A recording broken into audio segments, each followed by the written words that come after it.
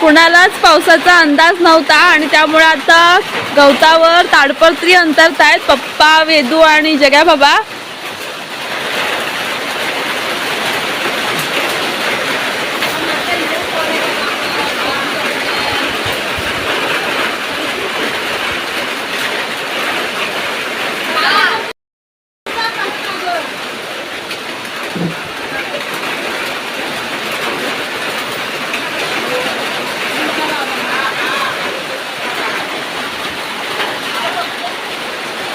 पिण्या काय?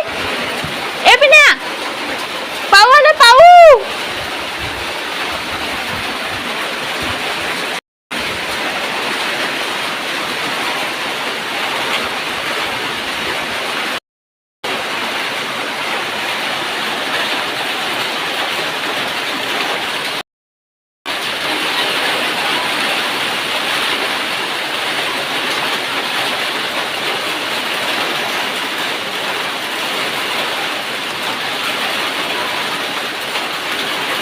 वेदू मग कसा दिसतोय धावताना.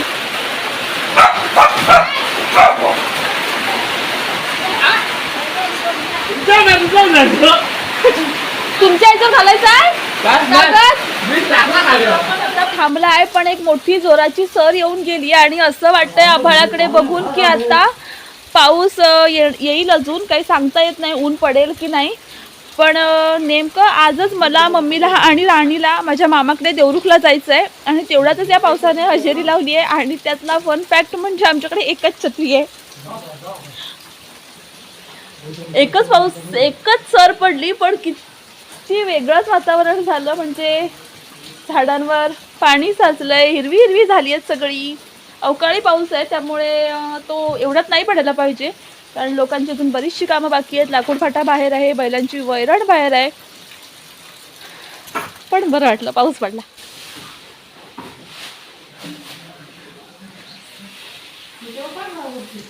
आमची जी ही कौलं आहेत ना ती थोडी थोडी गळतात आणि इथे भात काढून ठेवलंय. तर ते भात आता वेदू घेतोय.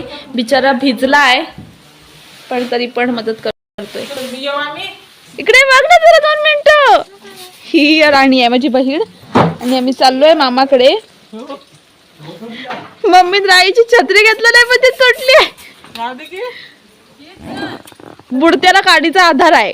राई येते पिण्याला लक्ष ठेवा. वेदू टाटा.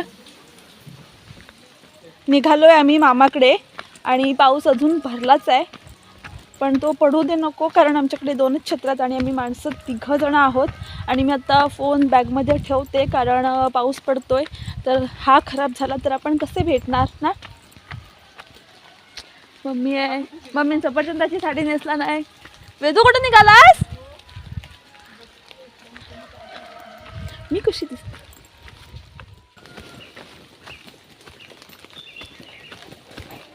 सगळं हिरवं हिरवं झालंय ना एकाच पावसात.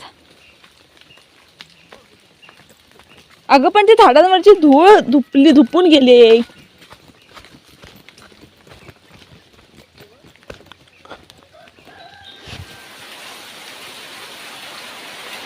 पाऊस पडतोय आम्हा सगळ्यांचं. म्हणजे आज घरात आम्ही 4घच आहेत.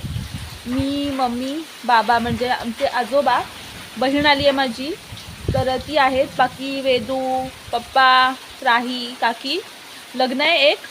तशी आज बरीच लग्न आहेत. कुणाकुणाचे साखरपुडे आहेत. तर बरंच काय काय आहे आज. तर ते लोक लग्नाला गेलेत. मुन्ना आहे ना आपला, त्या मुन्नाच्या मामाचं लग्न आहे तर तिकडे गेलेत सगळेजण.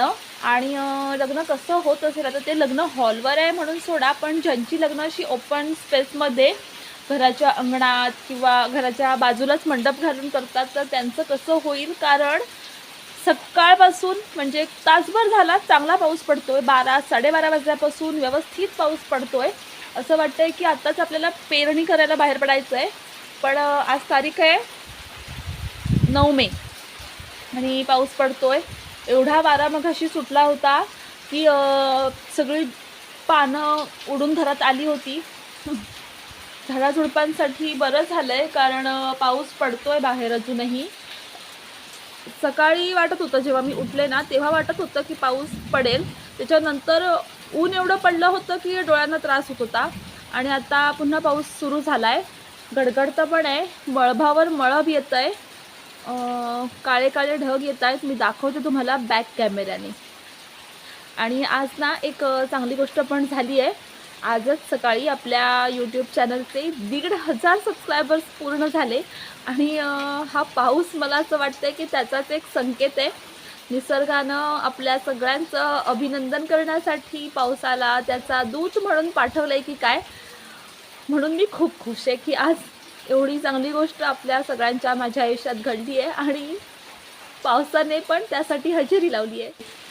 इथे आमचं मागे एक खळ आहे, तर तिथे पण पाणी साचलं आहे. ही सगळी जमीन ओली झाली आहे, झाडं झुडपं हिरवी हिरवीगार दिसायला लागली आहेत. तो जो खाली बैलांची वैरण आहे ना, ती बैलांचा गवत आहे तिथे. एवढं सगळं गवत कुठे ठेवणार, म्हणून ते तिथेच आहे.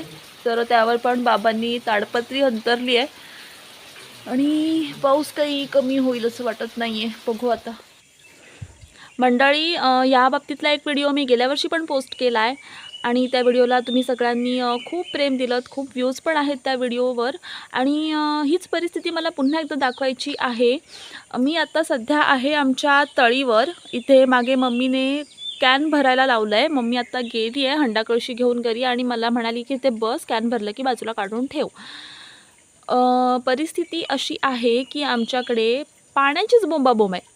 पिण्याच्या पाण्याची नाही, सगळ्या प्रकारच्याच पाण्याची बोंबाबोंब आहे. मी तुम्हाला दाखवते. या जी आमची तळी आहे, तर त्या तळीचा जो झरा आहे, तर त्या झऱ्याची धार केवढी आहे ना, मी तुम्हाला एकदा दाखवते आणि मग तुम्हालाच अंदाज येईल की हे कॅन भरायला मला साधारणतः अजून किती वेळ इथं थांबायला लागेल.